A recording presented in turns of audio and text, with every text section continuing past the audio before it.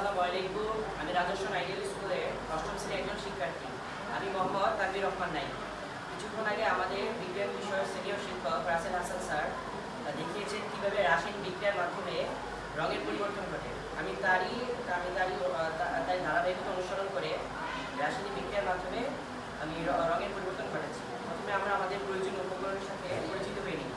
প্রথমে আমাদের বিকার একটি টেস্ট টিউব, পানি, লেবুর রস, হলুদের গুঁড়া, চুন, একটি ড্রপ প্রয়োজন।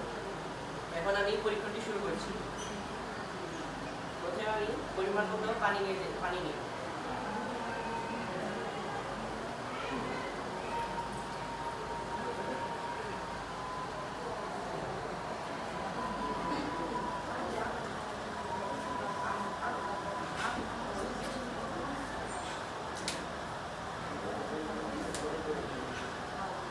এরপর আমি পরিমাণ মতো হলুদের গুঁড়া নিচ্ছি।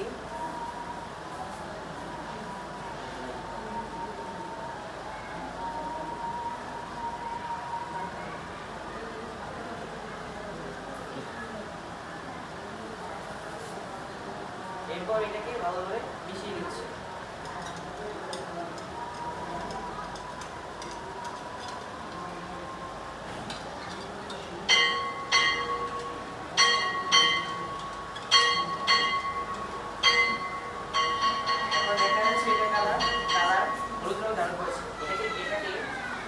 রাসায়নিক বিক্রিয়ার মাধ্যমে এটাকে আমরা অন্য কোনো রঙের পরিবর্তন করা যায় কিনা সেটাকে আমরা দেখব।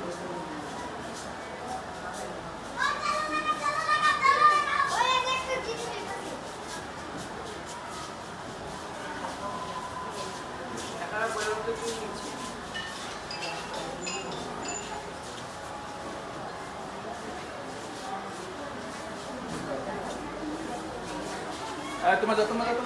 তোমাদের বই নিয়ে যাও 5 হাজার আছে, বই নিয়ে যাও। আচ্ছা যাবো, তোমার বই রেখে যাও।